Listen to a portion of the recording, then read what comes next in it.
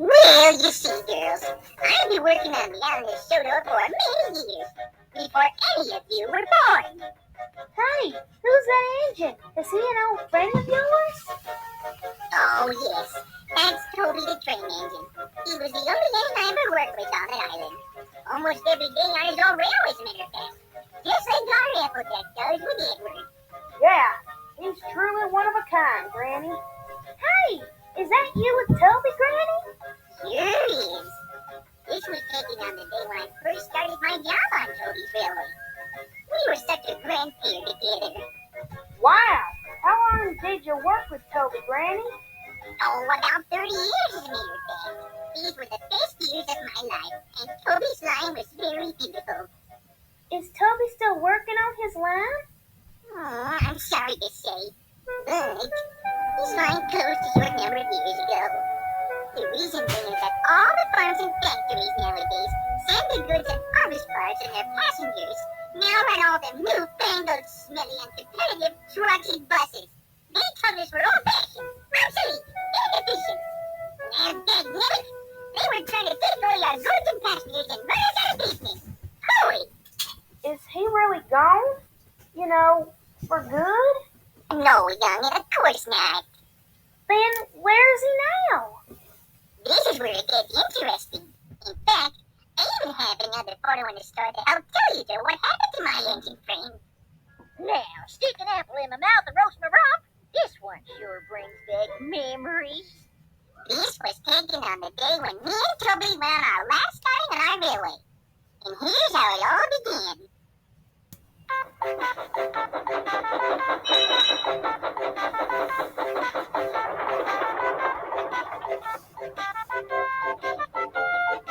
Toby is a tram engine.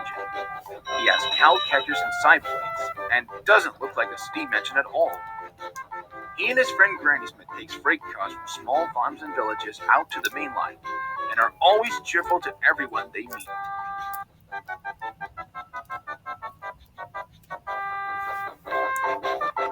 Toby even has a coach named Henrietta, who has seen better days. It's not fair, I tell you. She even remembers when she was full of passengers and 9 cars would rattle behind her. Nowadays, they only haul 3 to 4 cars at a time, because the farms and factories now send their goods mostly by truck, and the passengers now ride in buses. Toby and Granny Smith were always careful on their line. The cars, buses, and trucks often have accidents. Toby hadn't had an accident for years. The buses were crowded and Henrietta was almost empty. One day, a lady and a stout gentleman with their grandchildren stood on the platform of Parsdale Station.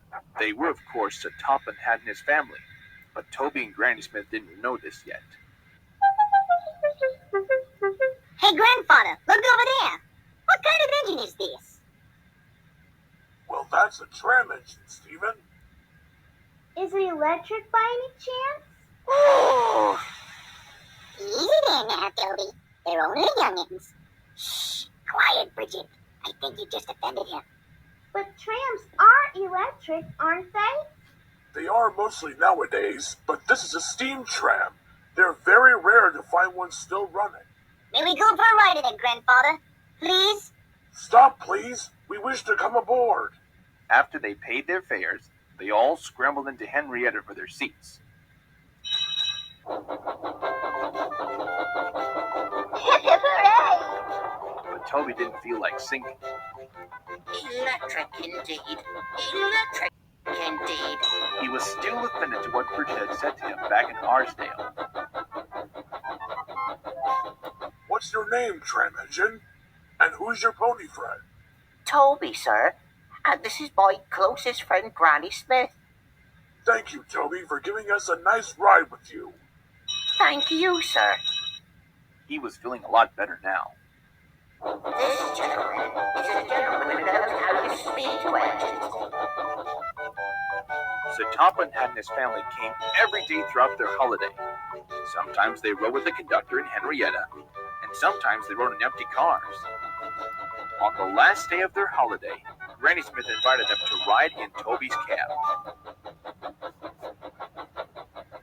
By the end of the afternoon, all were sorry when the Hatt family had to go home.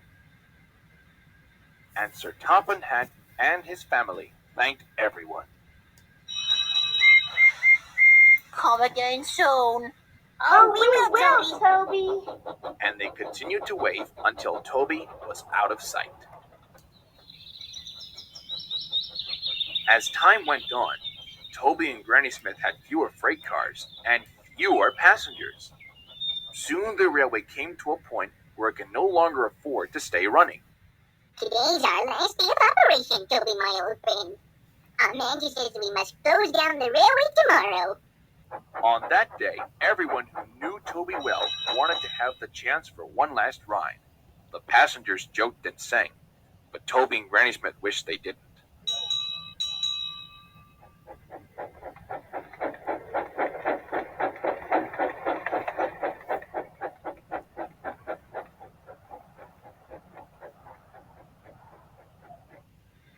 Goodbye, Toby, and thank you for the last ride. We are sorry your line is closing down. So am I. We'll miss all of you.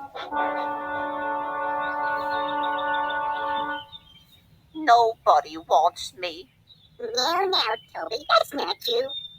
It's like when some pony once said, whenever a chapter closes, a new one always begins. I just hope you're right, Granny. I really do. Good night there, Toby. Sweet dreams, my old friend. And the tram engine went on happily to sleep. And that was exactly 2 years ago to this day that this tragic day happened. Oh, Granny, that was so sad. Oh, don't you fret none, Snilly Billy. It's not like he's all alone. He isn't? Why, of course not. I would visit him almost every weekend or any day I had available just to clean him up or keep him company so he doesn't feel lonely. Oh, that's so sweet, Granny. Hey, you think I could meet him next time you go to Sodor? Well, it's hard to say when my next visit will be. After all, I am retired.